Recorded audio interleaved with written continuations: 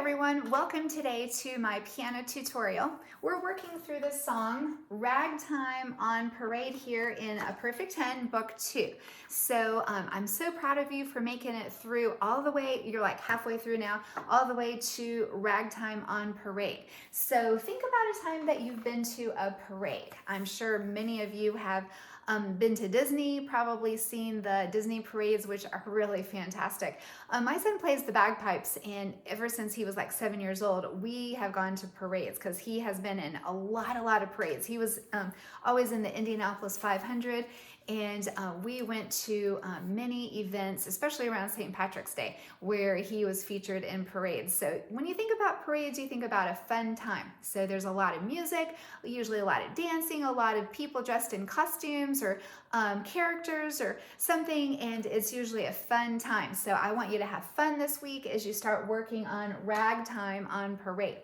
I think the ragtime and parade, those words are kind of similar because in ragtime you've got a lot going on. There's multiple things happening on the piano with your hands, just like you would see multiple things in a parade. So anyway, in order to have a good time practicing this song, there's a few elements that you need to understand and really focus on as you're practicing. So I picked out some cards here to just kind of review some of these things. If you don't remember them, then try to memorize them, okay? So when you see the dot below the note or above the note, it's a staccato note. It's not extending the value any, it's just making it like hot to touch on the piano. So you're going to just release it quickly. That doesn't change the value of the note. It's still one full beat before you go on to the next beat. So you're going to be seeing some staccato notes right here at the end of the first page, as well as a few times on the second page, okay? This is a slur. You might see the slur above a group of notes or under a group of notes. It doesn't matter either way. It just means to connect. So the first one you're going to see here, the first measure connects. So all of those are connected, just like you're singing, okay? So you don't want to play it detached. You don't want to lift your finger off of the note and then press down on the next one. You want to just blur them in together. Just like when you're talking, you don't talk like this. You talk like this, right? You kind of blur everything together. All right, so the next thing you're going to see at the end of the first line is a repeat sign. So that means you do the first line 2 times before going on. Okay, now one interesting thing about that is that they have 2 different dynamics at the beginning. Now, we've not really focused on dynamics very much in my videos yet, so I did want to bring out the fact that when you see the P or the MP, that means that you're going to play soft or medium soft, okay? So the Italian word is piano. It's spelled the same as piano, but we pronounce it piano when we're referring to the dynamics, okay? So P means piano, soft, and if you see the M before the P, that means mezzo piano, if you're Italian, or if you just want to say it in English, medium soft, okay? So there's not a lot of contrast on your level between the medium soft and the soft, so just remember that you're going to play a little soft if you see the P. If you see the F, that means to play loud. In Italian, that's forte, or you might say medium loud, mezzo forte, okay? So if it says right here at the beginning, F/MP, that just means they want you to play it through the first time loud, then when you take the repeat, calm it down a little bit. It's a little bit softer, okay? So that doesn't mean you're going to go slower though. Soft still is the same speed as the loud, okay? So be ready for those dynamic changes on that. All right, then you're going to also see a sharp sign, all right? So the sharp is going to be over here on measure 19. On the second page, it's going to go up to F sharp.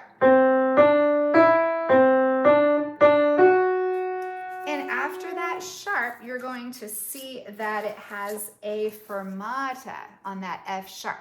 Now the fermata just means that you're going to hang on to that note longer. In fact, you can decide how long you want to hold that note out.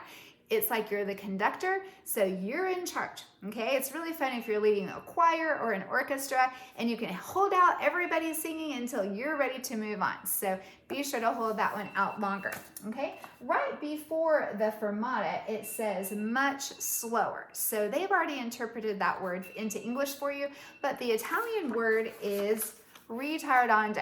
All right, it's a kind of a long word, so instead of writing that word out, they just say much slower on that little measure right there where it goes. Just go slower. And then after that, you're gonna see the word a tempo. So they didn't interpret that one into English for you. That just means to go back to your original speed. So if you're starting the song 1, 2, 3, 4, 1, 2, you're gonna go back to that same speed over here. Like that. So you're not gonna continue playing slowly after that fermata. And the last little thing you're gonna see is at the very end of your song, it's gonna have an 8 VA for your little ending. So right there, it's written in the treble C right here, but they want you to play it all the way up to the high C, like that. So they have a grace note going into the C, so you're gonna play the B and then the C, like that, and then resound the C. It's just like a little finishing touch for your song. Kind of sounds like a flute, okay? All right, so I'm gonna put those elements aside. And then the last thing I wanted to show you was about the tied note. You're gonna see the tie a lot of times. All right, so the first one is on measure 2, and it has the second half of an 8th note here tied over to a half note, okay? So we're gonna break up this beat, which is beat 2. So instead of saying 2, 3, 4, we're gonna go 2 and then it ties over to 3, 4. So in anticipation for knowing when to bring this note in, what I've done is I have gathered up some candy canes since we're after Christmas and I have lots of extra candy canes. So you think of each one of these little individual candy canes being one beat, okay? So here's beat 1, 2, 3, 4 right here, representing each of those quarter notes, okay? And then over here, I'm gonna have the quarter note right here, the D, and then the 8th notes right here. This is gonna be this candy cane. So what I've done is I'm gonna, instead of playing 1, 2, 3, 4, 1, and then just trying to guess when to bring in that G, I'm gonna count all of these out as being broken already. So I'm just gonna break in half each of these candy canes into one and. Okay, so it's still just one candy cane, okay, but you're gonna have 2 pieces. Same thing for this one. I'm breaking it in half, so you've got 2 and, same thing here, 3 and 4 and, okay? Actually, I already did this video and I broke them already in my last video when I realized at the end that it wasn't in the video mode, so it was not recording, so I had to redo it. But I have these candy canes broken now in halves.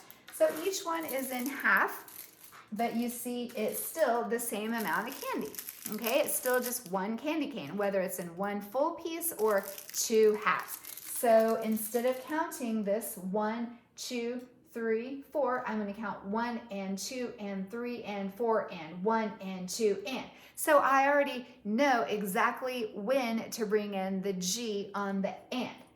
1 and 2 and 3 and 4 and 1 and 2 and 3 and 4 and 1 and 2 and 3, 4, 1, 2, 3, 4, 1, 2, 3, 4, 1 and 2 and 3 and 4 and 1 and 2 and 3, 4, 1, 2, 3, 4. So this is an illustration of how music is math, okay? So you're having to think about addition as well as fractions. All right, so I hope that you will really try to understand this concept where you've got the 8th notes that are broken into, halves, and the first one you sound it, the second one you jump to the different note and you continue to hold out that note as it's a tie. So when you have multiple elements combining, that's what makes your music hard, because you don't really understand about the value of the note or maybe the tie or how that flows.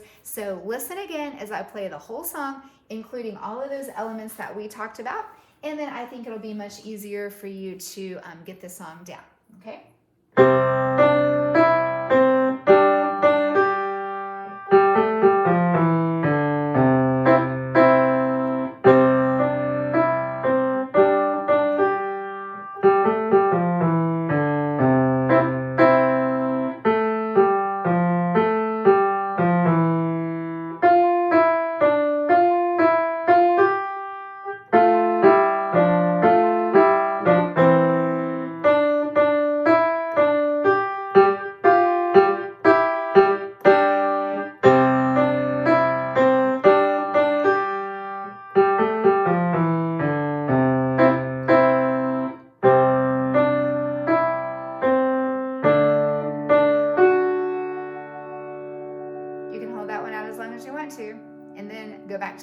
original speed.